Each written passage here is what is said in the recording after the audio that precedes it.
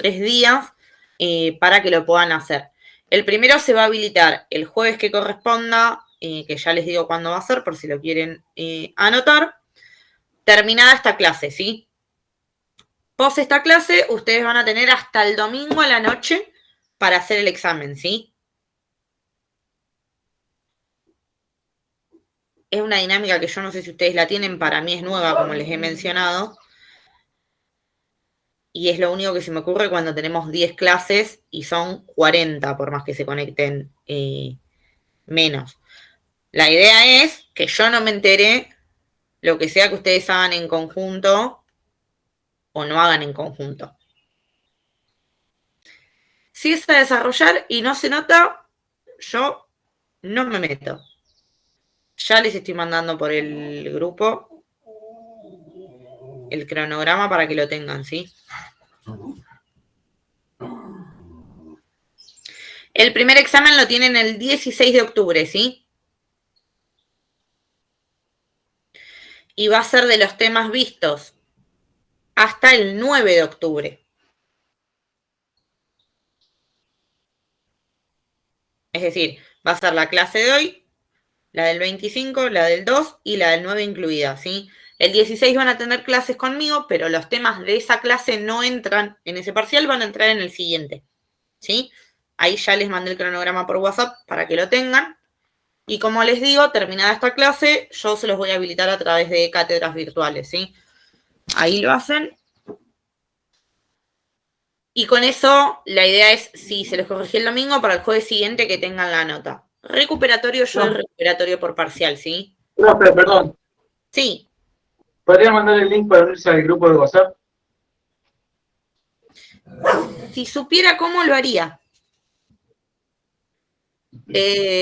Vos no estás en el grupo de WhatsApp. Bueno, o alguno de los chicos si lo puede enviar en la invitación para el grupo de seminario. Está en cátedras virtuales, en la presentación de la materia. Ahí vos te podés linkear y te lleva al chat de WhatsApp. Y si no, ahí lo mandó Marina. Ahí lo pasó Marina. Al grupo de WhatsApp, ¿sí? Después reenvíenle a Jonathan el cronograma porque cuando ingrese no lo va a tener.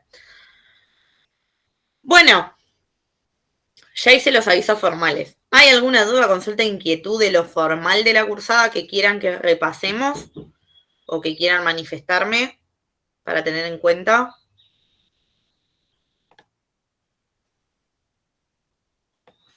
¿No? ¿Estamos bien?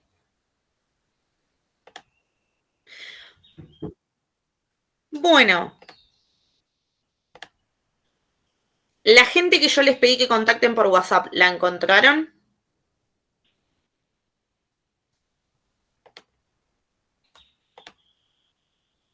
Sí, no, tal vez.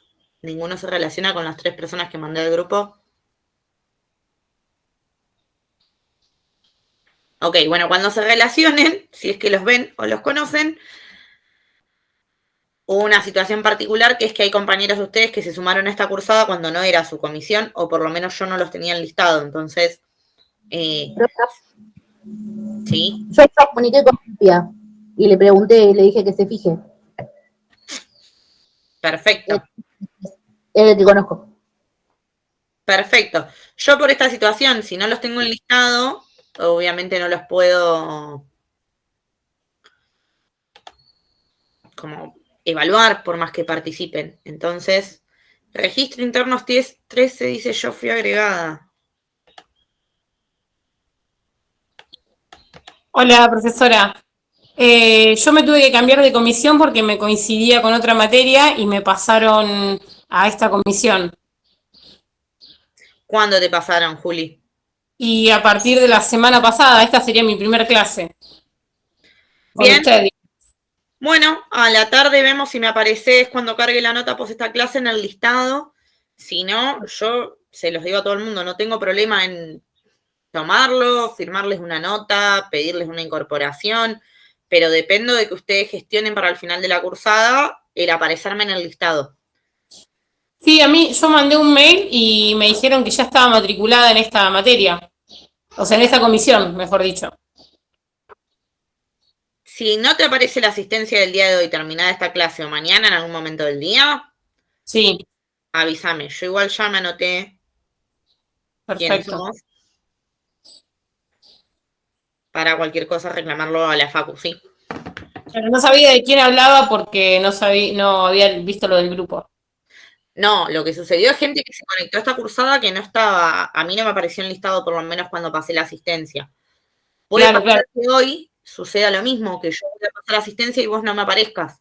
claro. Entonces, yo para el final de la cursada te evalué, sé quién sos, pero no te tengo en listado, no te puedo cargar la nota. Perfecto.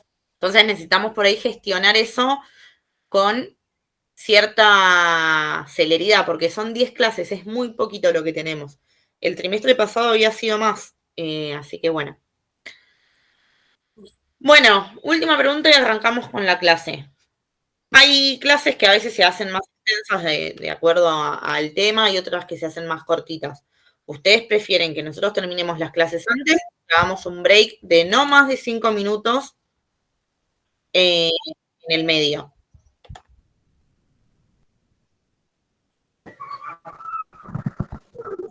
Sí, podríamos terminar antes. Ok, listo. No me sucede todas las clases, pero hay clases que siempre son por ahí más cortitas, ¿sí? Bueno, hoy teníamos que hablar de inclusión social. Va a seguir apareciendo gente y yo no sé cómo sacar esta autorización tampoco. Como verán, no sé hacer nada con esta plataforma, chicos. Bueno, la idea de la clase de hoy es hablar un poquito de lo que es la inclusión social, ¿sí? Yo al principio les mencionaba esta cuestión de que, o la clase pasada, pero sobre todo hoy les mencionaba esta cuestión de que nosotros vamos a enmarcar o encuadrar una perspectiva metodológica y conceptual, hasta inclusive ideológica, les diría, de cómo vamos a encarar esta materia, ¿sí? No necesariamente tenemos que coincidir en los debates que tengamos, eso ni de cerca. Yo prefiero que me discutan o que defiendan lo que piensan, más que repitan lo que yo les digo. Pero sí necesariamente tenemos que poner ciertas bases de decir, bueno, desde acá estamos parándonos para hablar, ¿sí? Entonces, cuando yo hoy les voy a dar 2 textos de lectura que tienen que ver con Walmer, que es un sociólogo latinoamericanista, y Garavito, les voy a dar conceptos, como les digo, de metodología que tienen que ver con una perspectiva de comprensión, ya sea teórica, metodológica o conceptual, que es la teoría jurídico-crítica, ¿sí? Mi idea no es explicarles, y algo que no voy a hacer es darles una explicación de los textos, más que para despejarles una inquietud. Entonces, nosotros ahora vamos a arrancar con el tema de la inclusión social. Ustedes van a tener 2 lecturas para su casa con un trabajito práctico, ¿sí? Donde van a tener que relacionar lo visto en clase con esos textos.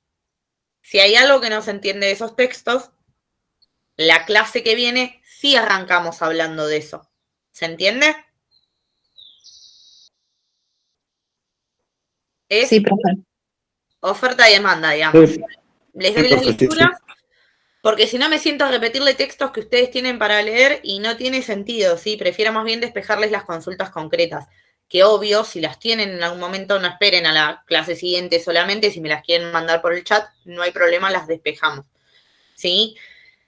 En el caso de los 2 textos que les voy a dejar, si no entienden algo me escriben, pero busquen mucho en YouTube que hay un montón de videos explicativos también de las teorías jurídico-críticas.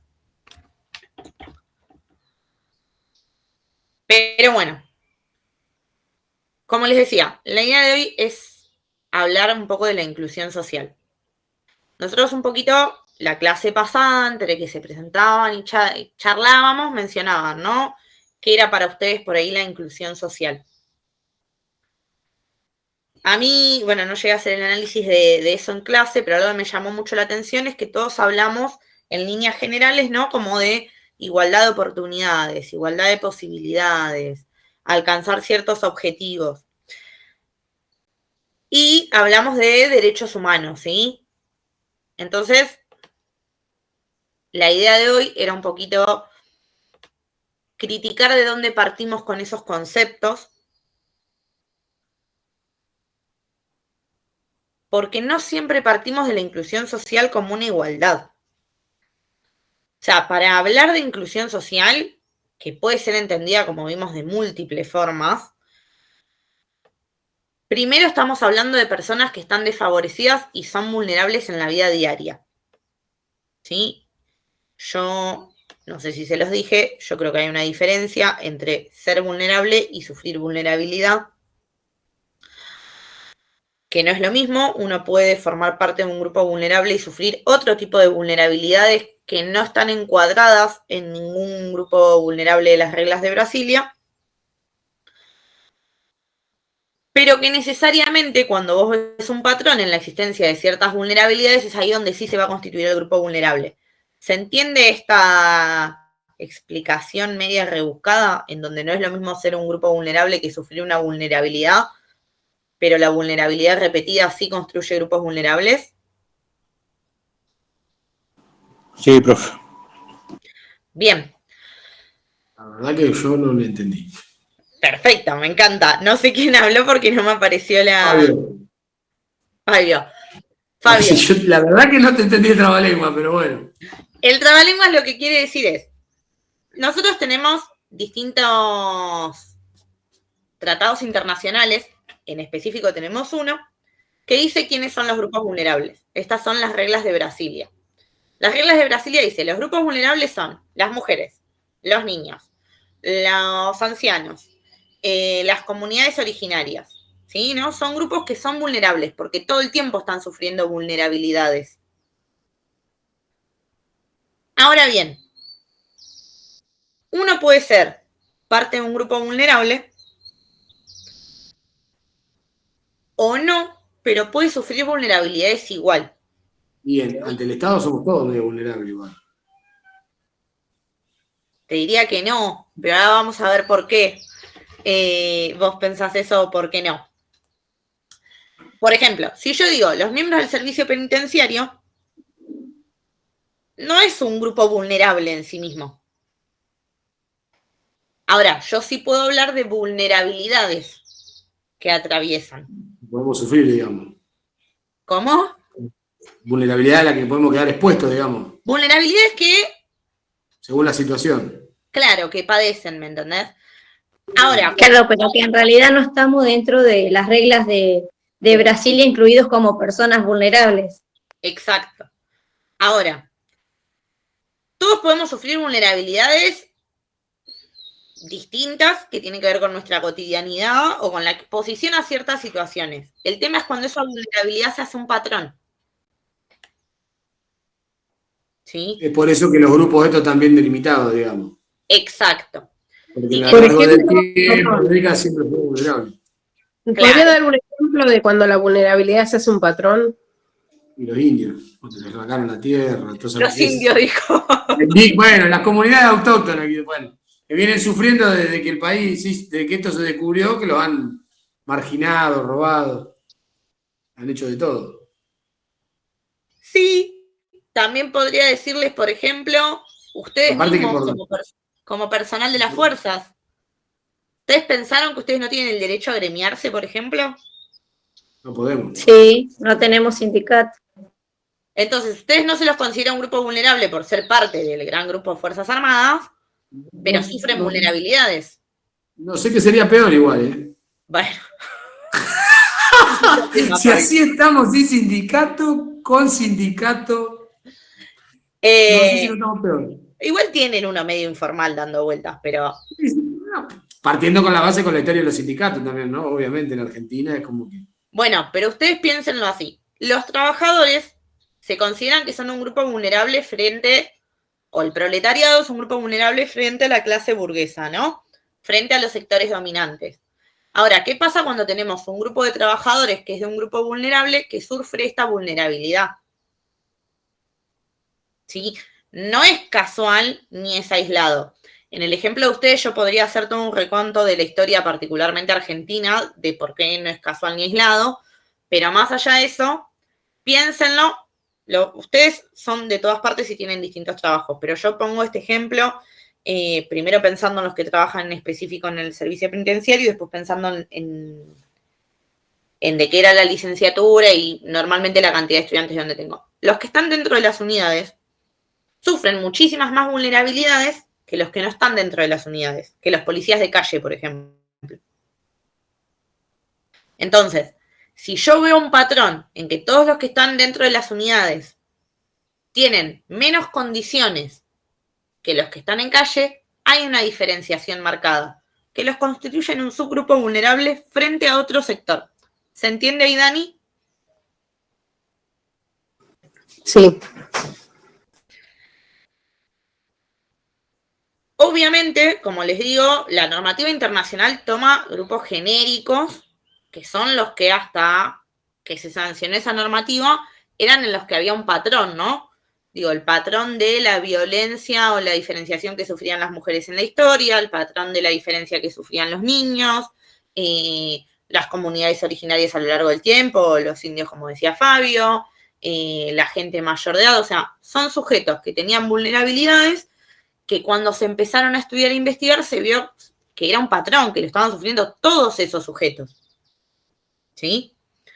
Ahora, te puede suceder que formes parte de más de un grupo vulnerable. Y ahí se construye lo que ya lo deben haber escuchado y que no es el objeto de esta clase, que es la intersección. Que es cuando, por ejemplo, soy mujer, pobre y negra. Por las reglas de Brasilia, yo formo parte individualmente de 3 grupos vulnerables. ¿Sí? Ahora, en la realidad, sufro las vulnerabilidades de esos 3 al mismo tiempo. Entonces, ahí se dan las intersecciones de lo que terminan siendo prácticas o discriminatorias o desiguales.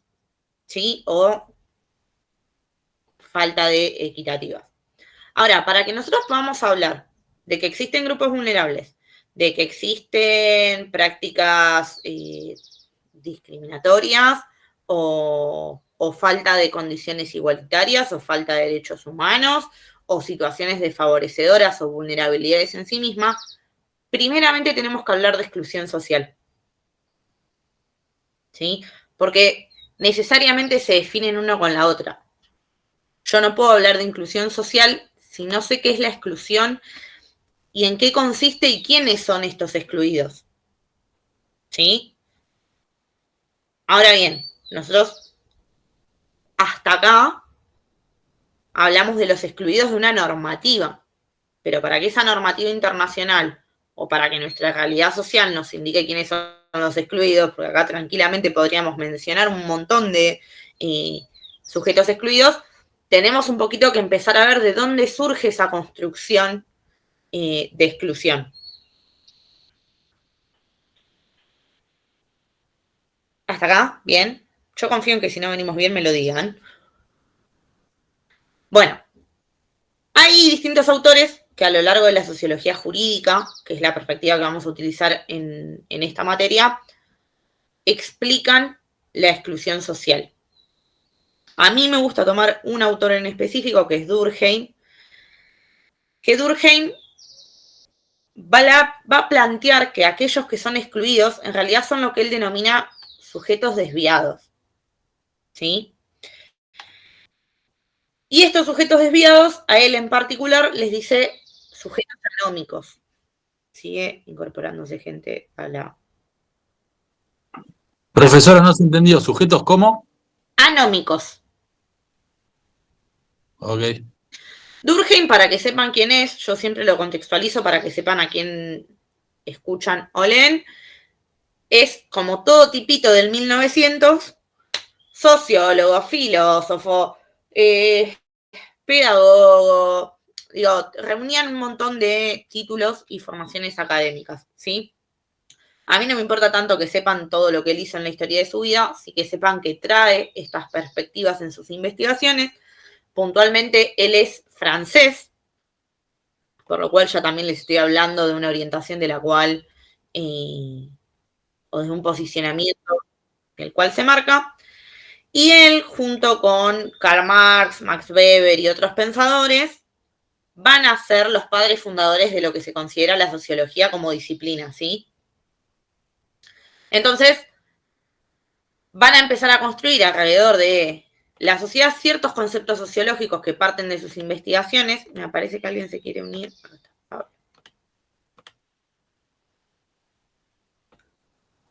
Entonces, van a empezar a construir alrededor de esta ciencia, alrededor de la sociedad, aplicando la sociología, una herramienta de alguna forma, construcción de conceptos, ¿sí? Después vemos a los fines de qué. Entonces, como padres fundadores de la sociología, ellos lo que van a empezar a decir es, no dicen los excluidos, ellos hablan de sujetos anónimos, anómicos, que son los sujetos desviados de nuestra sociedad, ¿sí? Para esto, lo primero que tenemos que definir es qué es ser anómico, o qué es la anomia en sí misma, que es un concepto que crearon ellos, ya no recuerdo en qué año, sinceramente, pero en el 1980 y pico, ¿sí? Bueno, Durkheim lo que va a hacer es acuñar el concepto de anomia refiriéndose a la ausencia de normas, ¿sí? Durkheim va a explicar esta ausencia de normas a partir de dos grandes trabajos por los cuales se los reconoce, que van a ser la división del trabajo por un lado y el suicidio por el otro, ¿sí? La división del trabajo es una obra en sí misma, el suicidio, si mal no recuerdo, es una tesis, pero en ambos lo que va a hacer Durkheim es analizar de alguna forma las sociedades y cómo están compuestas las sociedades, ¿sí? Yo les juro que hay clases que mejoran, que no son tan teóricas y más participativas, y hay otras que, bueno, tienen estas características. Pero bueno, me van a tener que fumar hablando un ratito. Durkheim, ¿qué va a hacer en su estudio de las sociedades? Va a empezar a establecer cómo están compuestas y va a decir que las sociedades en realidad son o están compuestas por organismos vivos, ¿sí? Y que estos organismos vivos los que buscan es satisfacer necesidades y fines de la sociedad, ¿sí? Entonces van a decir que un sujeto va a ser desviado o anómico cuando no pueda satisfacer esas necesidades sociales, ¿sí? Esas necesidades que son comunes a los fines de la sociedad. ¿Por qué creen ustedes que un sujeto no podría satisfacer estas necesidades sociales?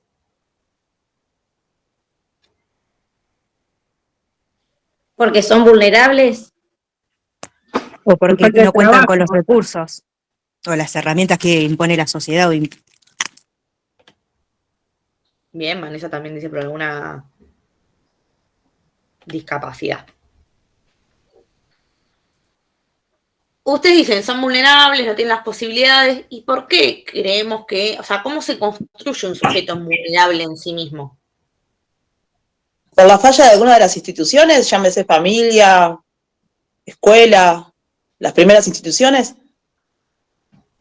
Porque Bueno. no puede satisfacerse las necesidades básicas. Bueno, va un poquito por ahí. Durkheim nos va a decir un poquito de esto que mencionaba, yo te digo Hanna, porque lo veo como Hanna. Todavía me Sí, cuesta. soy Yamila Alberti, profesora, porque voy a estar ausente si no. Aparezco con Hanna, pero soy Yamila Alberti.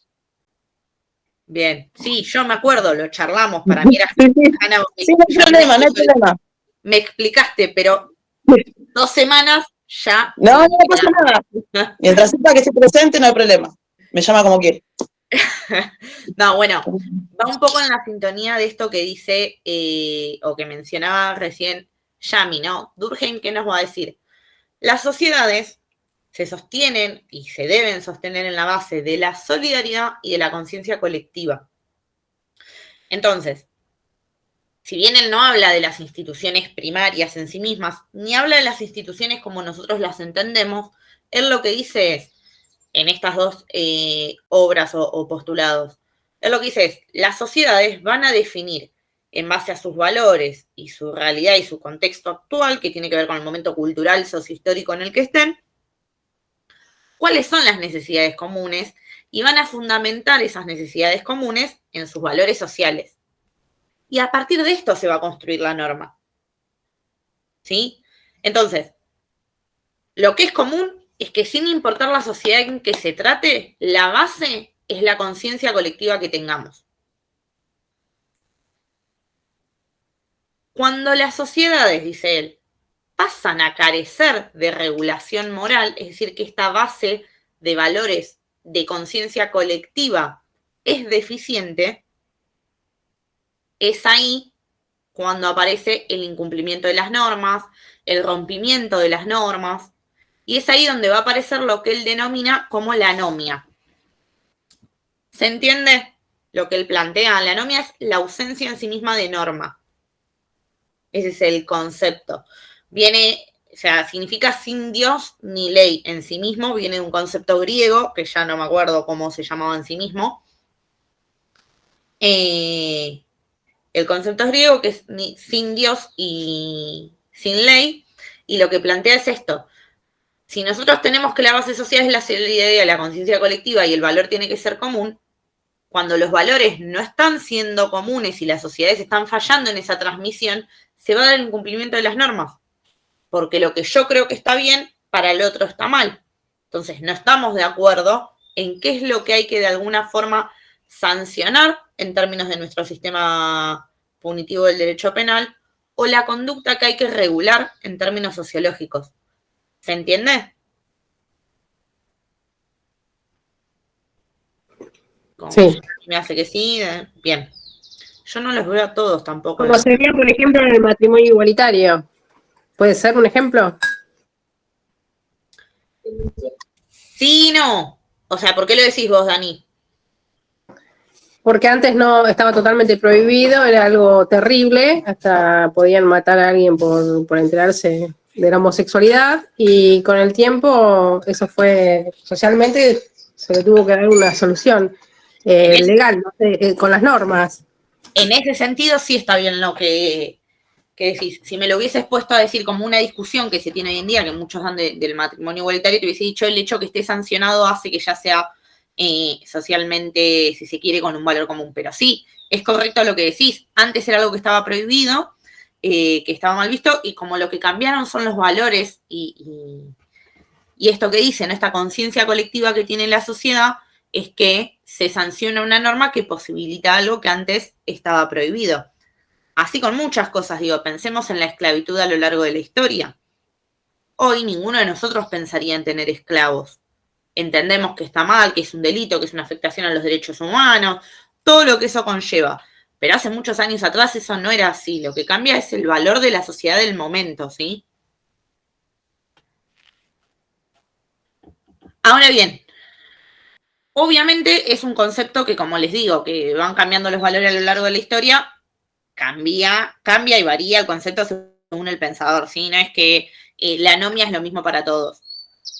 Algunos van a sostener que en realidad la anomia es un momento de ruptura o de quiebre que se da cuando se produce el cambio de una sociedad a otra, ¿sí?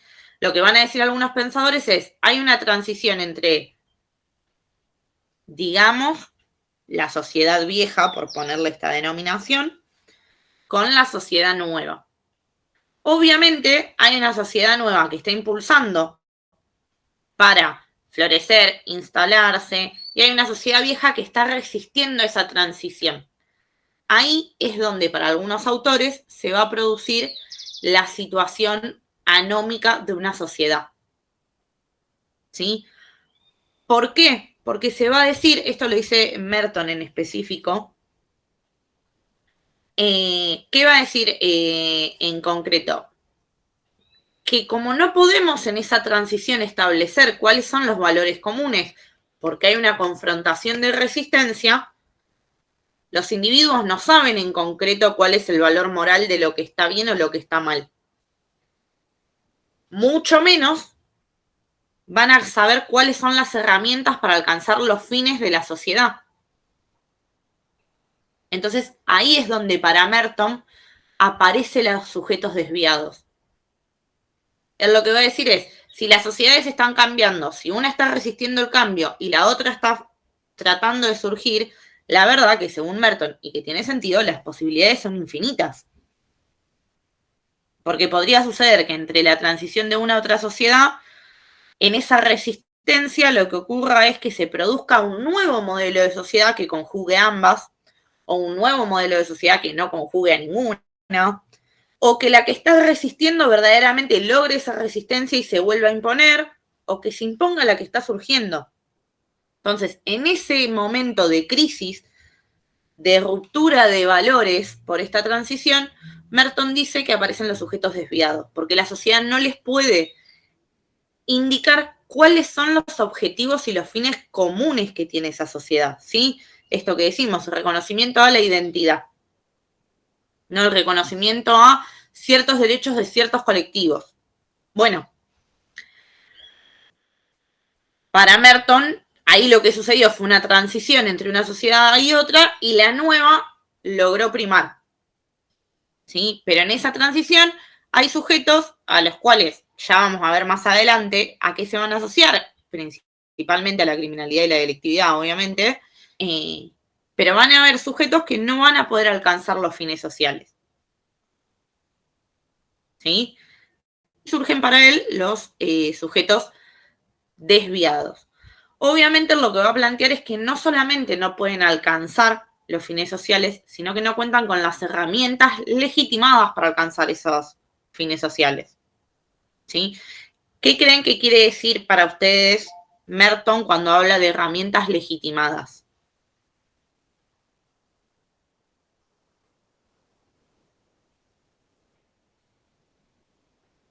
Educación, Educación, trabajo. Es exactamente eso. Si bien, reitero, los autores no lo ponen en estos términos en los que nosotros lo bajamos, lo que sucede es esto, ¿no? Y nosotros tenemos sujetos que tienen que alcanzar objetivos y a los que la sociedad le tiene que dar esas herramientas. Si la sociedad no logra brindar esas herramientas o estos sujetos no cuentan con esas herramientas legitimadas, bueno, van a buscar alcanzar esos fines de otra forma. La forma, obviamente, va a estar asociada a la ilegitimidad y a la antijuricidad, ¿sí? A esta criminalidad y delincuencia que nosotros podemos palpar. Hasta acá venimos. Voy muy rápido, voy muy lento. No se entiende, profe. sí. Bien. Bueno. Ahora, nosotros hasta acá decimos, ¿no? La anomia implica que algunos sujetos no puedan satisfacer necesidades de la sociedad o no lo hagan de la forma legitimada por no contar con las herramientas. En contrario a eso, obviamente estamos hablando, o ello implica que hay quienes sí cuentan con esas herramientas. Entonces acá viene mi pregunta, ¿no? ¿Quién establece o cómo se establece quiénes tienen las herramientas y quiénes no? Y lo que dictan las normas. ¿Sí? ¿Quién más? Porque los que dictan las normas en nuestra sociedad actual son los legisladores. ¿Puede ser la misma sociedad? ¿Cómo? Claro, porque en la sociedad ya se establece lo que serían las herramientas básicas, lo que uno tiene que tener para alcanzar algunos objetivos, como por ejemplo el trabajo, venir de una buena familia. Y si uno en alguna parte de la vida no tiene esas cosas, como que se va desviando, por lo que plantean estos autores para mí. Bien, pero ¿quiénes establecen cuáles son los fines de la sociedad y cómo se da esa distribución de herramientas? El Estado. Los legisladores, la sociedad, el Estado. Y serían los padres, abuelos, o sea, la familia. Las mismas personas que conforman la sociedad. Pero todas las personas, o sea, ustedes... ¿Los grupos de poder, puede ser? Estas son las personas que le tocan decidir o guiar la sociedad, sería. Ahí va, ¿quién dijo? Porque si buscan, no sé, no pongamos escuelas en tal sector de la provincia, por decir algo, en nuestro caso, obviamente van a privar de la educación muy probablemente a una buena parte de esa población. O si limitan y dicen, bueno, la educación va a ser para los que, no sé, cuenten con un patrimonio de tanto para arriba. estarían limitando a una franja de la población y quedarían fuera del sistema, que es un poco lo que decía antes, ¿no? Bien. Entre lo que dijo Pablo, alguien dijo grupos de poder en un momento, no sé quién. Yo. Marina. Bien. Sí, son los grupos de poder que obviamente toman las determinaciones que decía Pablo, que va en línea con lo que mencionaba Gallo y lo que venía, Luis, y lo que venían diciendo, ¿no? O sea, son los grupos de poder, son los grupos que la sociología o en términos, sí, sociológicos se conocen como grupos dominantes, ¿sí? Que no es toda la sociedad. Son los que tienen las concentraciones económicas, productivas y culturales. Que cuando uno lo dice así, no sé si es el caso, me pasan en materia sobre todo de grado con otros grupos, como, che, bueno, estamos acostumbrados a hablar de quienes concentran la riqueza, de quienes concentran las fuerzas o maquinarias de trabajo. Hoy lo podemos hablar con la inteligencia artificial. Sabemos quiénes concentran la capacidad de producción de mayores herramientas o a qué fines, pero cuando decimos culturales, entra como una cuestión de quién carajo controla o quién es el grupo de poder dominante de lo cultural. Y acá aparece algo que es la capacidad que tiene un sector de decir. A ustedes les va a parecer una boludez enorme, dicho de esta forma, a mí me pareció cuando yo lo aprendí. Lo pongo en los términos concretos de la clase que estamos viendo o del derecho, por ejemplo. La llamada finalizará en 15 minutos. Hermoso.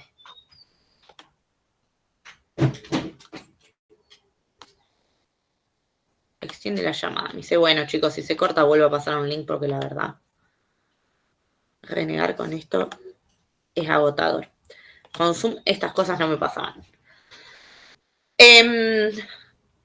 Lo cultural lo concentra quien tiene la capacidad de decir qué es algo, ¿sí? En términos del derecho, ¿quién dice que es el derecho? Es importante, porque es la forma en la que nosotros aplicamos la norma, por ejemplo. O sea, ¿quién dijo que esto está prohibido o permitido y logró instaurar esto? Obviamente alguno de estos sectores o grupos dominantes que tienen la concentración de alguno de estos elementos o están aliados con los grupos que tienen la concentración de estos elementos. Porque uno diría, che, pero pará, hoy decía Luis, ¿no? Quienes dicen y quienes dan las herramientas son los que crean la norma. Podríamos hablar de los legisladores, pero los legisladores están al servicio ¿de quién? ¿De qué forma de pensamiento? ¿De qué dogma imperante? ¿De qué grupo dominante que responde a qué interés? A veces podemos hablar de intereses individuales de los sujetos, que es la gran discusión de la corrupción en la política, o a veces podemos hablar de los intereses más macroeconómicos y globalizados que pueden tener sectores como, por ejemplo, uno diría, ¿no? Estados Unidos, Europa, ¿sí? Entonces, la cultura y los grupos dominantes de la cultura son los que tienen la capacidad de instalar esa discusión en la forma en la que la quieren instalar, ¿sí? En nuestro caso, para no hacerlo tan falopa y parecer trosca, si nosotros nos ponemos a pensarlo, nosotros somos una sociedad que es colonizada, somos colonias españolas, así surgimos como civilización tal cual la conocemos hoy. Entonces, tenemos siempre una forma de mirar la realidad social, el derecho, las instituciones, el delito, desde una mirada muy europea o muy eurocentrista. Es propio de nuestra construcción como sociedad, de los dogmas con los que se nos fueron desarrollando, de los valores que se nos fueron instalando. Algunos autores dirán que el mayor desafío que tenemos es romper con este pensamiento colonizador que tenemos, ¿no? O de sociedad colonizada. Dora Barrancos, por ejemplo, nos dirá, expediente 48, Dora Barrancos que dice, che, parte de nuestra reproducción del modelo capitalista, del sistema patriarcal, en realidad tiene que ver con lo que le copiamos a Europa. Y tiene que ver que como nacimos de Europa como sociedades tal cual las conocemos hoy por ser colonizados, tenemos una forma de mirar que es siempre mirar lo que hacen, como les digo, en este tipo de países. Y cuando pensamos que nuestra norma en América Latina está pensada mayormente por austríacos, franceses, e ingleses, yo les diría un poco de razón tienen. Porque nuestra codificación penal es una copia de modelos que fallaron en los países del primer mundo, pero que a nosotros nos pareció maravilloso traerlos para acá. Entonces, ahí hay una cuestión de conquista cultural que hubo, ¿sí? Que se reproduce no a través de solamente la fuerza con la que se utilizó o que se utilizó para colonizar una sociedad, sino a lo largo del tiempo en la forma de pensar que tiene esa sociedad. Hay un autor que yo a veces lo doy este trimestre, capaz que se los doy, que es Sousa Santos, que hago un paréntesis, es un autor, la verdad que es uno de los últimos pensadores contemporáneos que tiene la sociología jurídica como tal, pero tuvo muchas denuncias dentro de la academia de abuso o acoso sexual a compañeras. Si bien hoy no está aprobado todavía, siempre es como una cuestión que a una le ataca por ahí el feminismo, decir lo sigo dando o no, entonces nunca termina como de saldarlo. Probablemente se los dé al autor para que lo lean, primero porque lo que expuso es correcto y segundo porque todavía no tiene probado el delito y nada, yo por lo menos todavía creo en el principio de inocencia. Pero más allá de eso, Sousa Santos lo que plantea en uno de sus textos, que es Epistemologías del Sur, es esta cuestión de, bueno, cómo siempre los países del sur miramos a los países del norte y cómo nuestro pensamiento está alineado. O sea, la conquista fue cultural, fue del pensamiento, no solamente de la civilización. Entonces empieza a traer algunos elementos que van a ver cuando les dé el texto, que no estaba segura de darlo y ahora lo acabo de confirmar. ¿Qué elementos trae él para empezar a repensarnos como sociedad latinoamericana? Porque uno de los grandes planteos es que nuestras realidades son completamente distintas a los países que nos han colonizado. Pero bueno, volviendo, yo me voy muchas veces. Hablamos de grupos dominantes que son los que van a determinar quiénes tienen las herramientas y cuáles son los objetivos de la sociedad, ¿sí? Y acá va a aparecer algo interesante, que es un poco lo que yo quería retomar de la clase pasada, que es la desigualdad y la inequidad, por lo que quienes no poseen esos recursos van a estar en una notoria y abismal desventaja de posibilidades,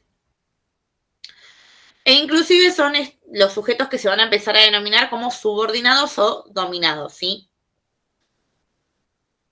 Es una regla sociológica ya con pruebas y sin duda, que cuando tenemos sujetos o sociedades subordinadas de alguna forma, necesariamente van a estar sufriendo grandes vulneraciones a sus derechos humanos. ¿Sí? Y es acá donde aparecen los grupos vulnerables. ¿Sí? Y es acá donde aparecen las famosas reglas de Brasilia, que nos van a establecer cuáles son estos grupos vulnerables y nos van a hablar de cuáles son estos grupos minoritarios, ¿no? Y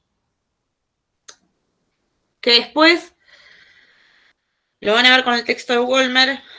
El texto de Wollmer habla de un pensamiento crítico, de una teoría jurídica crítica, que yo los invito cuando lean ese texto que no piensen en las teorías del derecho, que no piensen en las teorías del delito o en las teorías de la pena o en lo que están acostumbrados a haber estudiado a lo largo de su vida, sino que lo piensen como una forma de repensar el derecho en este caso y repensar nuestro sistema normativo, ¿sí? Como una herramienta de lo que Wollmer va a definir como emancipación, ¿sí? De romper con estos grupos dominantes o con estos dogmas imperantes. Entonces, desde esa perspectiva, a mí personalmente, hablar de grupos vulnerables o de grupos minoritarios me parece un error. Y digo, a mí no me cuesta blanquearlo, digo, hablar de que las comunidades indígenas son grupos minoritarios está mal, porque en realidad no eran una minoría. Lo que hubo fue a lo largo de la historia políticas y campañas de persecución y exterminio, ¿sí? Que nosotros después las, de alguna forma, dibujamos o pintamos como grandes campañas de grandes conquistas de territorios, como fue la campaña del desierto, y decimos que eran territorios vacíos, pero en realidad eran territorios que estaban poblados, que tenían desarrollo, que tenían habitantes, que tenían una cultura y una idiosincrasia propia, y lo que hicimos fue apropiarnos los territorios mediante las prácticas hoy moralmente dudosas, en esa época eran las que se entendían, pero que sin duda, tanto en esa época como en esta, lo que no dejan de ser son prácticas que atentan a los derechos humanos, ¿sí? Porque si nos ponemos a pensar, hubo un montón de técnicas que se utilizaron en la época de la campaña del desierto que tenían que ver con violaciones a las mujeres, homicidio, maltrato de niños, digo, o discusiones que hoy tenemos en día, digo, si lo pensamos en frío. Nos quejamos de las usurpaciones de terrenos, de las grandes tomas que tenemos en este caso en nuestra ciudad, y no es muy distinto a lo que hicieron los militares entre el 78 y el 85, digo, no es que hay grandes diferencias, lo que hay son valoraciones distintas. ¿Sí? Lo que cambia es cómo la sociedad mira ese hecho a lo largo de la historia, y después cómo ese grupo dominante pone y dice sobre ese hecho. Porque reitero, yo no voy a ponerme a discutir cuando se hizo la campaña del desierto, que la campaña del desierto como tal estaba mal. Lo que discuto hoy en día es decir, che, está bien, eran las prácticas de esa época, pero no sigamos diciendo que los territorios estaban vacíos. Vacíos no había nada. ¿Sí? Pongámoslo críticamente sobre la mesa como una práctica que en esa cultura de ese entonces, de ese momento, se entendía como válida. Porque hoy está mal y porque la criticamos o no la criticamos con esta comparativa que les hago con las usurpaciones o las grandes tomas, de otra forma. Eso es decir la cultura y es decir el derecho. Eso es un grupo dominante reinventando una práctica y adaptándola a los valores sociales de un momento y un contexto en particular. ¿Se entiende? ¿O los mareo mucho? Confío en vos, Mari, que sos la que acabo de ver asintiendo. Ahora bien. Algo parecido pasa con las culturas de hoy en día, las de Oriente, que las mujeres van con el velo, tienen que andar por la calle con el velo, con la cara tapada, el pelo tapado. Y bueno, y acá no, acá es totalmente normal. Ni hablar. A mí hay algo que siempre me flasha decirlo en voz alta, por más que lo sé, que es que ustedes piensen que en la India todavía casan a niñas y niños de 5 o 6 años, principalmente niñas, por más que los niños se pueden acordar los matrimonios, digo, con hombres de 40, 50, 60. Para nosotros es completamente impensado, pero sucede. Hoy ya no tanto, pero hasta no hace tantos años, muchas comunidades originarias que todavía existen o que tienen algún espacio dentro del territorio, seguían practicando esas, a mí me sale decir aberraciones, ¿no? Pero que eran prácticas propias de su cultura. De hecho, las comunidades mapuche, sobre todo, es muy loco porque si sus hombres violaban a sus niñas, era una cosa, y si las violábamos nosotros, digamos, el latinoamericano colonizado español promedio, es otra cosa. Lo juzgan diferente y tiene otro peso. Para nosotros es un delito penado como violación en cualquier esquema. Ellos hacían esas diferencias. Al propio lo podían llegar a perdonar por ser propio de la comunidad. ¿Cómo? Obligándolo a casarse con esa niña o joven que violó. Hoy ya no lo hacen, hoy ya esas comunidades optan por la sanción, lo que pasa que a nuestro sistema normativo las sanciones que tienen las comunidades mapuches también nos parecen aberrantes, porque la respuesta para nosotros no termina siendo el homicidio o el flagelo permanente al cuerpo como si lo hacen ellos. En algún momento discutiremos una cuestión que tiene que ver con el pluralismo jurídico, que es, bueno, cómo subsisten, ¿no?, estas normatividades. Hoy, la verdad, nosotros tenemos un sistema y seguimos aplicando la pena a ellos o a quien sea por esos delitos conforme nuestro sistema normativo. Pero en el mundo existen muchas diversidades. Pensemos en los países o en los territorios orientales, todavía hay prácticas que tienen que ver con las mujeres caminando atrás y agachando la cabeza, por más que son sociedades más matriarcales que patriarcales, muchas de ellas. Ni hablar cuando te mataban a la primera hija o a todos los hijos que tengas hasta tanto aparezca el primer varón.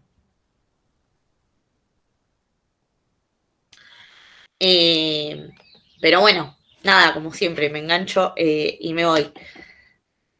Pero sí, va por ahí. Mari tiene relación directamente con eso. Y obviamente pensando en estos grupos, pensando en estas vulnerabilidades, pensando en estas desigualdades e inequidades que atraviesan, es que las reglas de Brasilia dan este pantallazo, ¿sí? Que como les digo, no lo comparto al 100%, cada uno es libre de pensarlo como quiera en ese sentido. Pero bueno, lo que sí hacen estas reglas de Brasilia son decirnos, bueno, estos son los sujetos que sufren en particularidad estas vulnerabilidades, ¿sí? Y lo sufren de esta forma. Ahora, de lo que no hablan, y es la aclaración que yo les hacía al principio de la clase y que siempre la hago, hablan de grupos vulnerables y no hablan de vulnerabilidad. Y para mí es importante hablar de vulnerabilidad, porque cuando decimos que se está sufriendo propiamente una vulnerabilidad, no se habla, o sea, no es una condición innata, no es que yo nací siendo vulnerable, sino es innato de la persona. Y hoy, de hecho, la única condición que entendemos innata desde el nacimiento es la dignidad humana. ¿Sí? O sea, la vulnerabilidad es una situación a la que nos someten. Obviamente no es transitoria, obviamente no es casual ni circunstancial, pero sí puede. Hay un micrófono abierto. Que se corta la clase, termina. Ah, Se está por cortarse. odiamos el Meet. Ahí les mando de vuelta.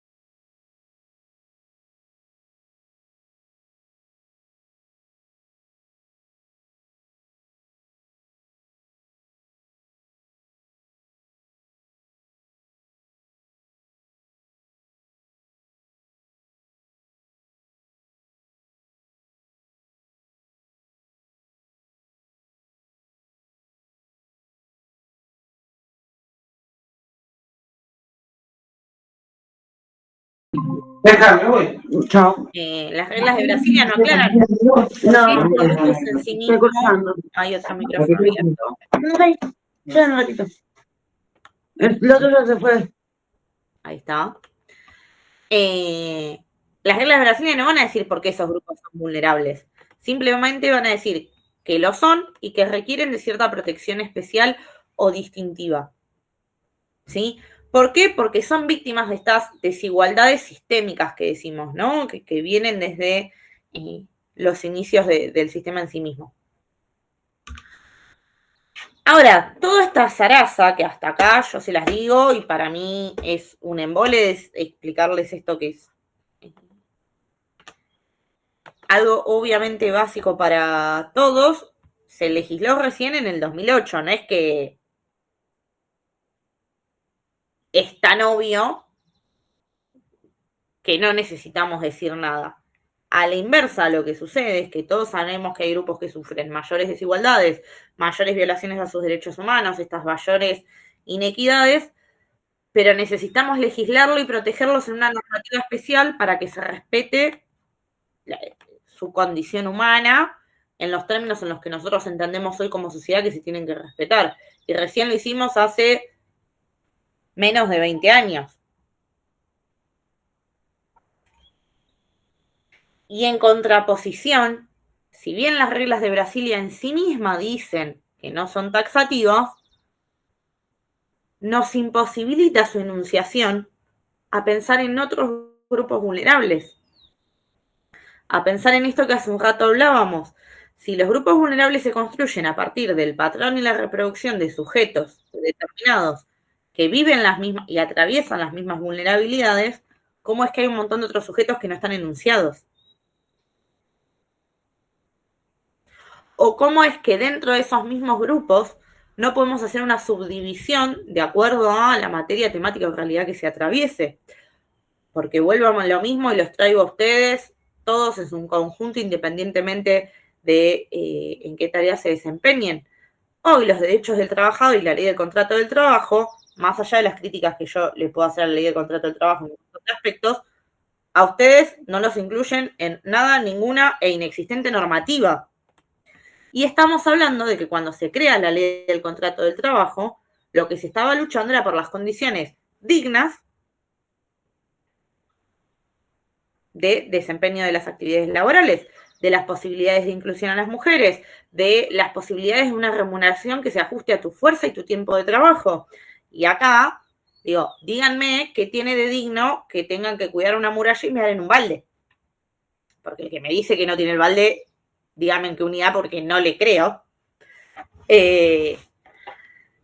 ¿O qué tiene de digno una jornada en la que estás 48, 24 o 72 horas sin dormir, con recargos, sin ver a tu familia?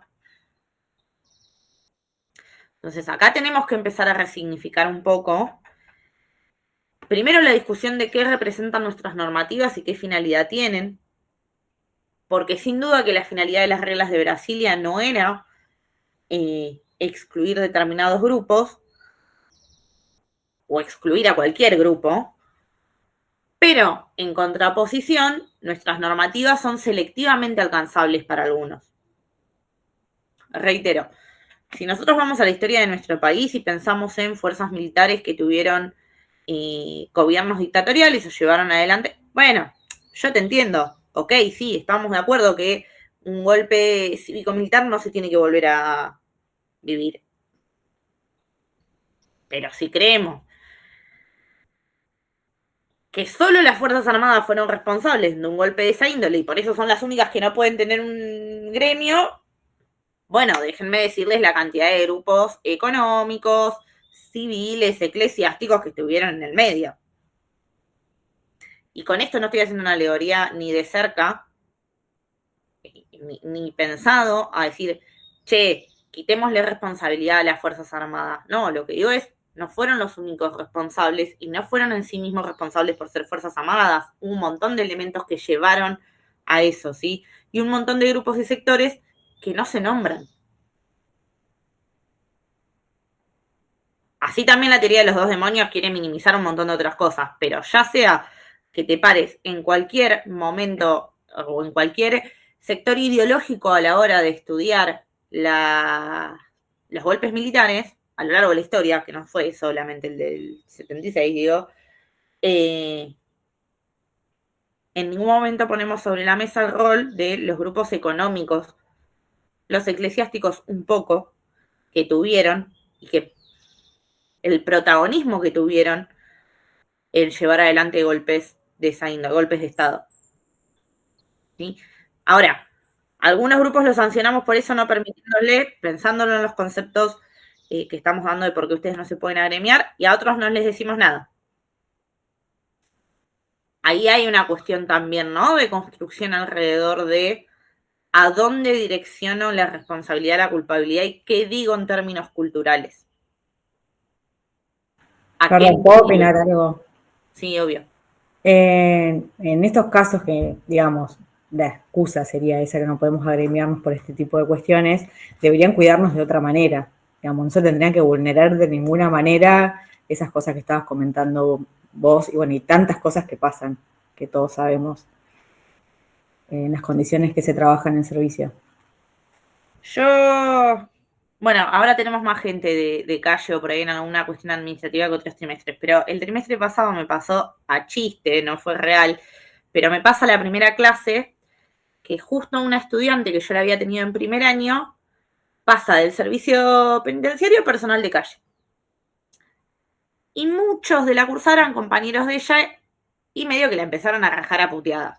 Imagínense yo una primer clase donde no conocía el contexto, solo la conocía ella, dice ahora soy personal de calle y salen 6, 7 personas a putearla. No sabía cómo detener la situación.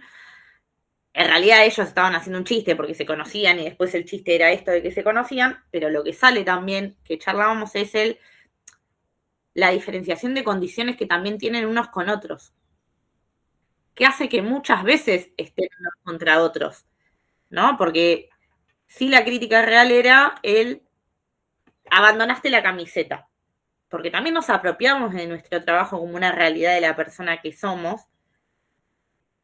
Y ella, en contraposición, Belén, lo que decía era esto de necesitaba algo mejor. Es terrible pensar eso, porque no todos capaz que tienen la posibilidad de Belén de pasar a algo mejor. O no a todos capaz que les gusta ser personal de calle o hacer de clase. Sin duda que el sistema capitalista está pensado para que hagamos lo que podamos.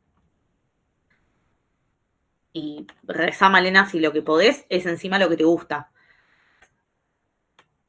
Pero sucede esto de que hay una diferenciación intencional en algunos grupos que en otros. Digo, desde el presupuesto hasta esto que mencionamos. Yo no les voy a decir, porque no lo sé sinceramente en estos momentos actuales, cuánto presupuesto se le destina a cada grupo o sector del Ministerio de Seguridad o de las fuerzas policiales, porque ya hace muchos años que no tengo esa estadística real. La tenía por ahí cuando daba estas clases y mi papá no era un jubilado de policía, sino que todavía trabajaba ahí.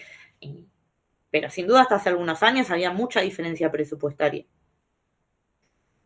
Y mucha falencia también de organismos que representen ciertas necesidades o que respondan a ciertas necesidades de denuncias y situaciones que se dan, que son violaciones a los derechos humanos. Yo no quiero que de esta materia se vayan sintiéndose peor por ahí de lo que uno arranca pensando en su realidad laboral muchas veces, pero sinceramente es muy deshumanizante y muy denigrante que digas, che, no puedo ir al baño o no tengo un baño.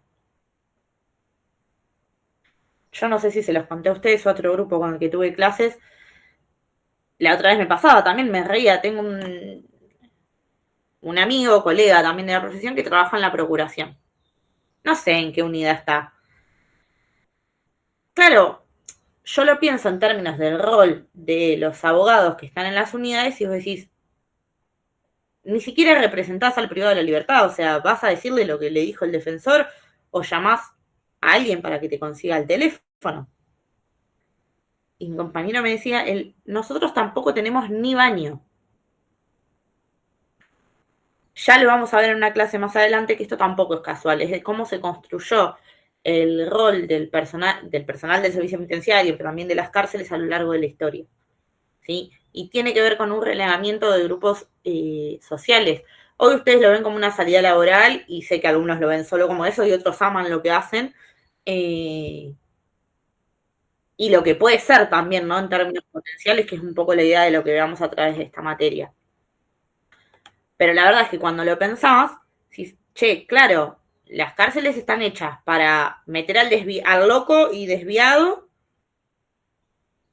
y el servicio penitenciario surge un poco a lo largo de la historia como aquellos que por alguna razón las coronas querían hacerle un castigo y los mandaban a cuidar a los locos.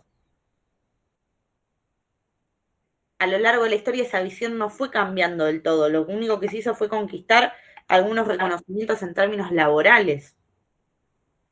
Ni siquiera en términos humanos, ¿no? En derecho a...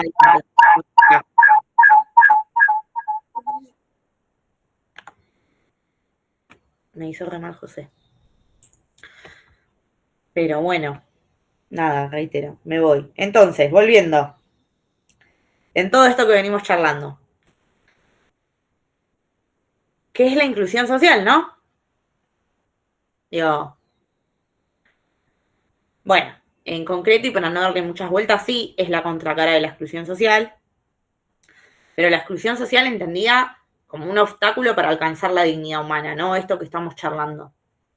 Y la dignidad humana es la premisa fundamental, sobre todo para los estados democráticos, ¿sí?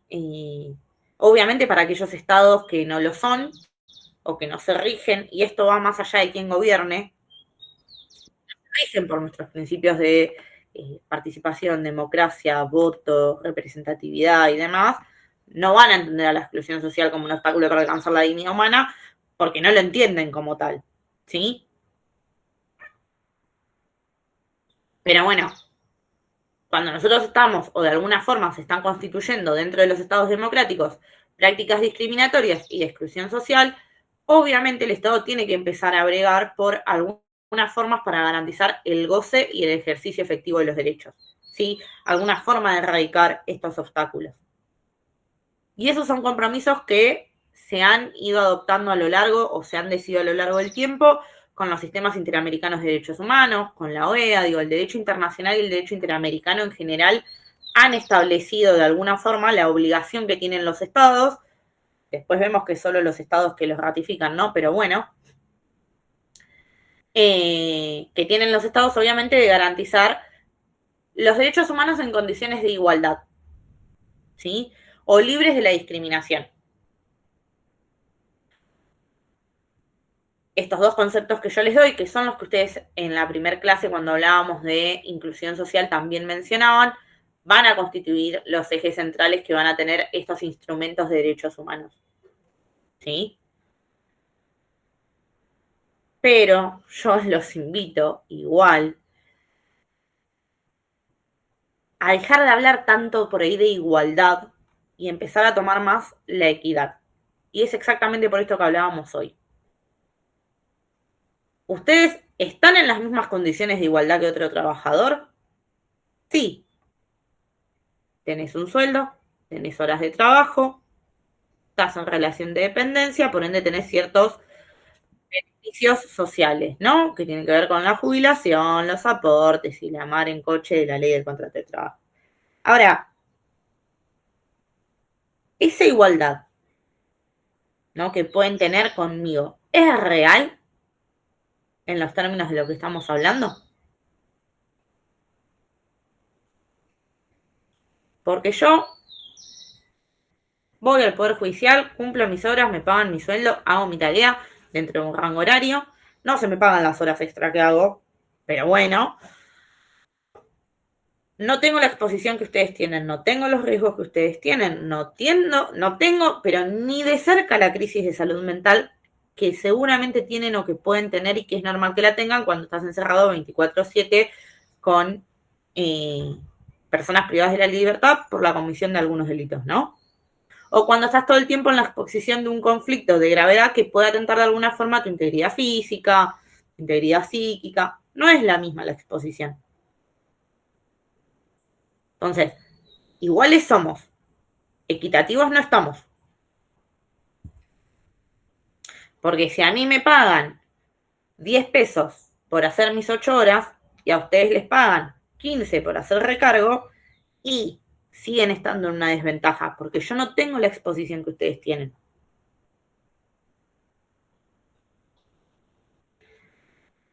Un poco la sociología jurídica crítica, este pensamiento crítico nos quiere traer esto. Nos quiere traer este pensamiento, ¿no?, de poner en crisis las estructuras tradicionales. Poner en crisis esos conceptos que se entienden como objetivos. ¿Sí? Y la anomia en concreto, y la sociología jurídico-crítica asociada a la anomia, también quieren poner un poco en esto, ¿no? Cuando Durkheim empieza a hablar de la anomia, lo que Durkheim está diciendo es, che, las normas son o ineficaces o inexistentes de acuerdo al contexto del sujeto que se trate. Y esa ineficacia y esa inexistencia lo que hacen es una desintegración de la sociedad. Una norma que no se aplica sobre algo que sí queremos que en términos reales se concrete, una conducta que queremos controlar, puede reproducir la mayor falencia, ausencia de necesidades. O sea, la norma y el derecho pueden contribuir a la anomia. Pensémoslo en términos del derecho penal. ¿Cuánta gente escuchan ustedes que cometió un delito y a los 2 minutos salió?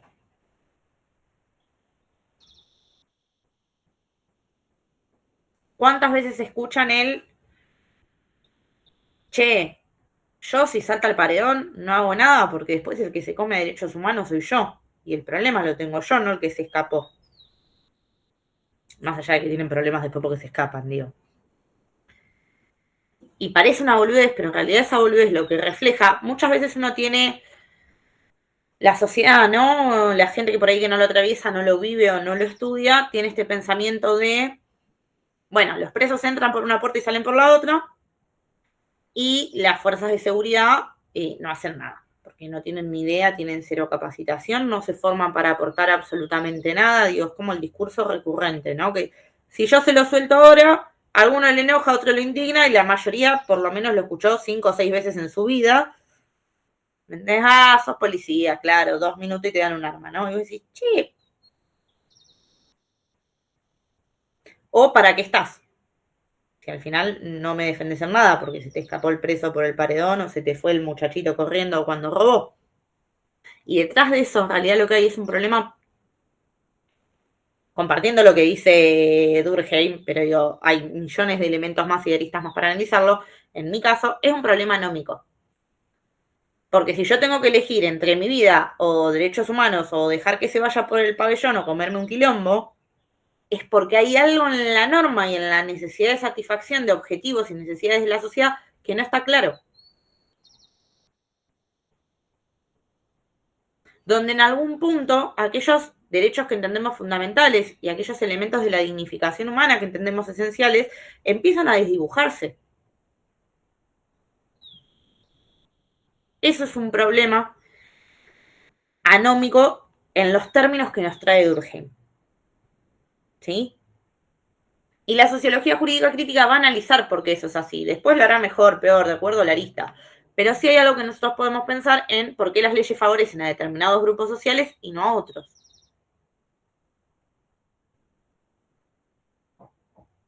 ¿Qué rol tienen determinados grupos dominantes económicos o culturales en la reproducción o el sostenimiento o la producción en sí misma de desigualdades y exclusión social? ¿Y cómo contribuyen a esto? Yo con esto, es un paréntesis que hago haciendo mi aclaración de mi pensamiento personal, no creo en la pena de muerte, no creo en la baja de la edad de imputabilidad, y por supuesto que nunca voy a creer en la utilización de las fuerzas de seguridad a los fines de grupos económicos o en la reproducción obviamente de lo que decíamos de golpes de Estado. Sin duda tampoco creo todo lo que viene detrás de eso, o que escondiéndose y embanderándose en eso, reproduce las mismas prácticas desiguales e inequitativas en otros sectores como pueden ser ustedes. Y sin duda creo que hay una intencionalidad de poner las varas de esa forma, ¿no? De discutir el rol de quien cumple la función de fuerza de seguridad o de quien delinquió, no de la ausencia de elementos y de políticas por parte del Estado para que las fuerzas de seguridad puedan tener las condiciones básicas y necesarias para desarrollar sus tareas, así como tengamos un Estado en donde, digo, las cárceles. ¿Cuántos delitos de cuello blanco hay en las cárceles? ¿Cuántos políticos tenemos privados de la libertad en una unidad penitenciaria? Y paradójicamente, estemos de acuerdo o no, tenemos una expresidenta condenada. No, por eso, doctora, si me permite, forma parte de lo que decía hoy, los grupos dominantes marcan los valores de la sociedad. En otro margen, yo siempre, por ejemplo, cito, ¿no? O así en conversaciones, cuando ha habido problemas en cuestiones económicas, no sé, que no se puede pagar cierto bono o no se le puede pagar a ciertas empresas, sacan préstamos internacionales de millones y millones de dólares. Cuando una estadística da que tantos millones en el país tienen hambre, no se sacan préstamos internacionales. Entonces, una cuestión de voluntades, de esos valores que tienen esos grupos dominantes, ¿no? De la sociedad en sí. Bueno, pero ¿cómo llegan algunos grupos dominantes? Porque también esa es otra discusión.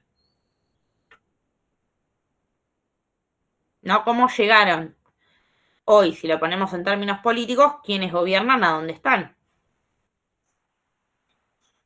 Financiando partidos políticos. Sí.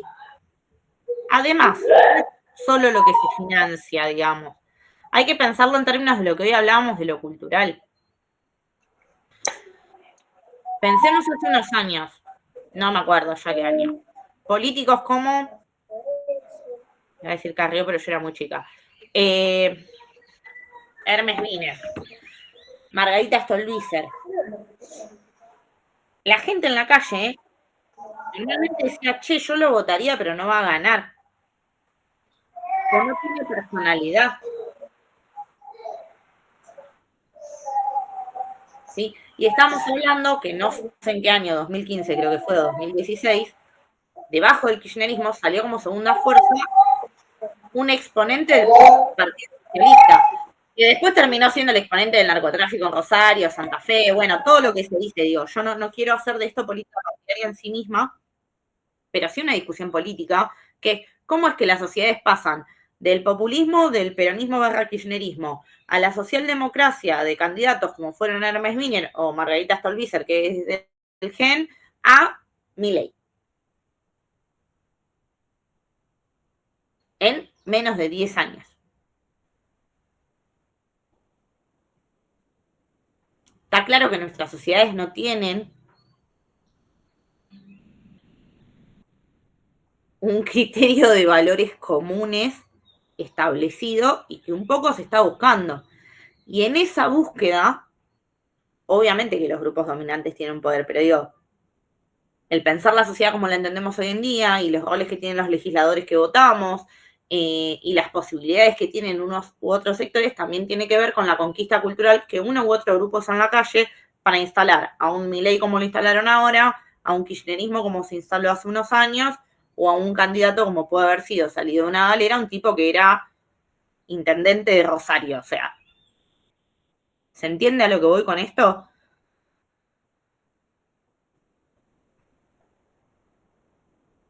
Si nosotros tuviésemos como pueblo necesidades, como sociedad colectiva, ¿no? Solidaria, criterios comunes sentados, nuestras definiciones políticas a la hora de grupos o sectores que pueden llegar a responder a la satisfacción de nuestras necesidades sería otra. Después ni hablar que dentro del sistema político hay cosas que están pensadas intencionalmente. Díganme si alguno sabe quién era el cuarto candidato a concejal del lugar en el que votaron. Digo, elecciones el 7 de septiembre. Pasamos de un gobierno como el de Milei, que ganó con el resultado que ganó, a que ahora el 7 de septiembre se le dio vuelta a todo, por lo cual salió hace 2 días a cambiar el discurso político. Él es un referente, un exponente de un sector social. ¿Ustedes saben a quién votaron en el medio? Porque yo, si me preguntan, el cuarto candidato a concejal, ni perra idea de quién era. Esa es una práctica cultural que también está pensada con intencionalidad. ¿Cuántos de nosotros tuvimos una formación cívica real? que nos sirvan nuestro desarrollo social, o los que tienen hijos. Ya no sé si los pibes tienen construcción cívica en la escuela.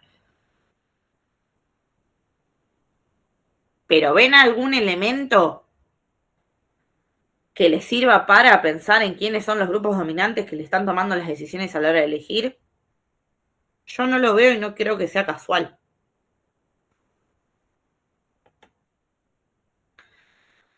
Pero bueno, en concreto, lo que se va a buscar pensando desde esta teoría, herramienta emancipatoria, llámenlo como quieran, es poder visibilizar estos grupos dominantes, poder visibilizar estas intencionalidades, poder visibilizar que cuando hablamos de igualdad, la igualdad sigue siendo de alguna forma una falacia discursiva que utilizamos, que nos hicieron creer que nos garantizaba a todos las mismas condiciones, y yo siempre pongo en grado este ejemplo que es súper pelotudo, pero digo, pensémoslo así, un atleta que corre no salen desde el mismo punto de partida, porque tienen dentro de la misma pista, cada uno está en cada una de las rondas o circuitos que le toca, y algunos están más acercados a la meta que otros, entonces el punto de partida es diferenciado.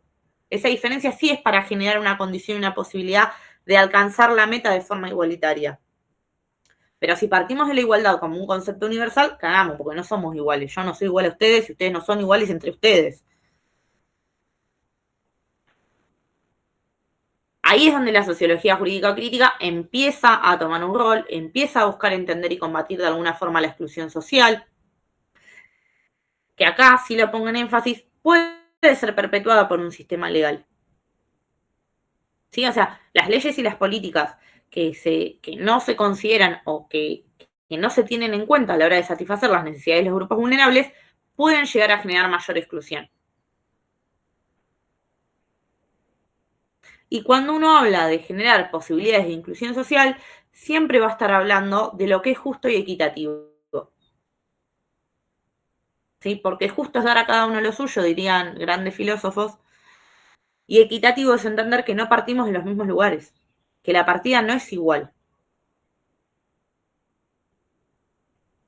Y ahí es donde empezamos a repensar herramientas que nos hacen necesario para satisfacer las necesidades y los objetivos de la sociedad.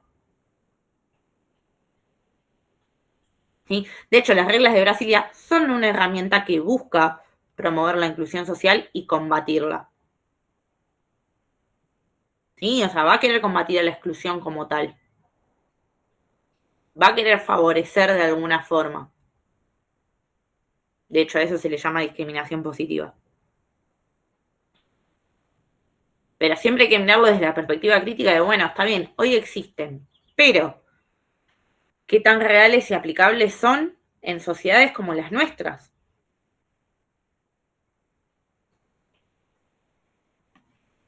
Todo esto que hoy fue una clase entre teórica y falopa es un poco lo que vamos a tratar de bajar a lo largo de toda la cursada en cuestiones más concretas, ¿sí? En cuestiones que tengan que ver más como esta anomia que nos decía Durkheim y esta cuestión de cohesión social que queremos construir con nuestro sistema se van a empezar a relacionar, a cruzar, ¿sí? Y en cómo poder visibilizar y analizar críticamente aquellos modelos de sistemas que nosotros tenemos que la verdad que perpetúan estas diferencias en vez que de alguna forma mitigarlas. ¿Sí? Pero bueno, les quemé un poco la cabeza, creo, o no, no sé.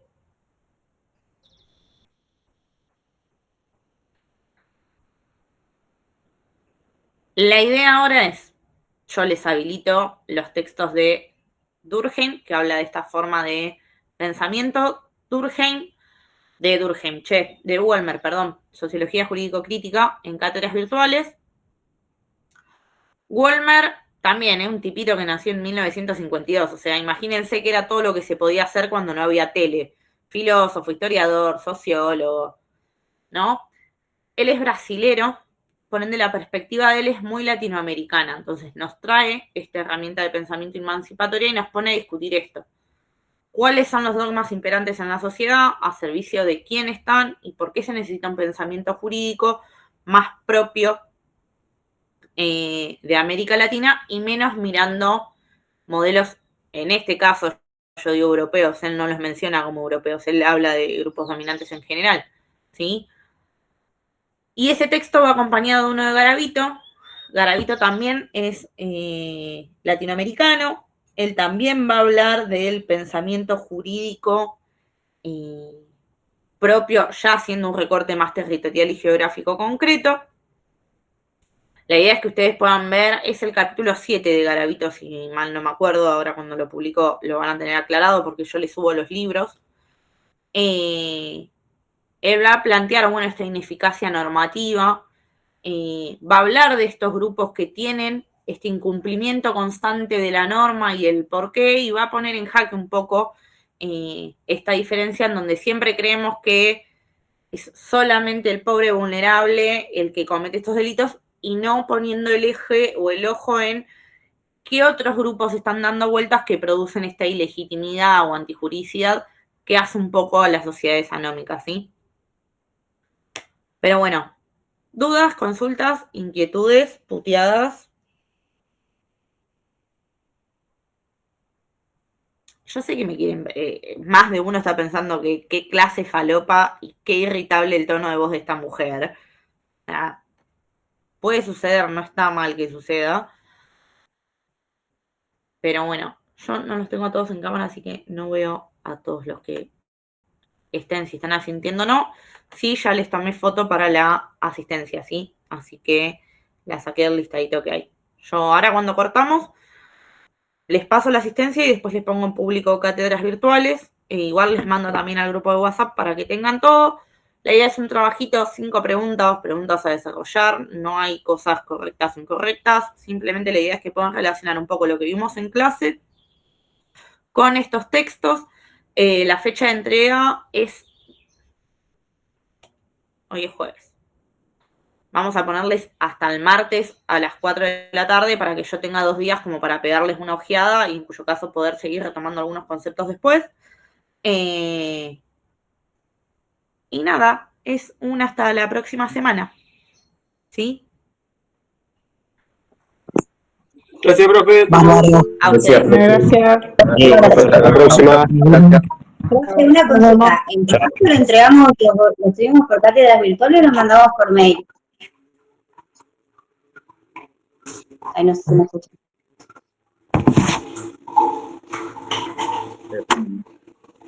Me parece que se fue. Sí, se fue, me parece, no me escuchó. Bueno, no importa. Gracias, chicos. Lo preguntamos en el grupo de última. Gracias.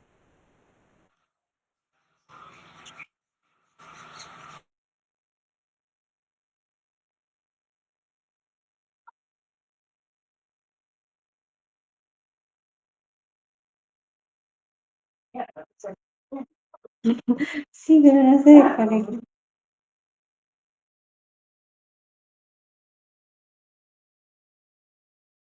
¿Alguno sabe si pasó lista?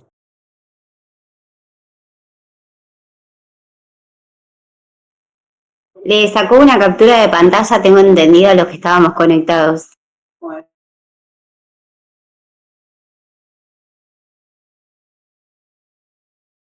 Joya, gracias.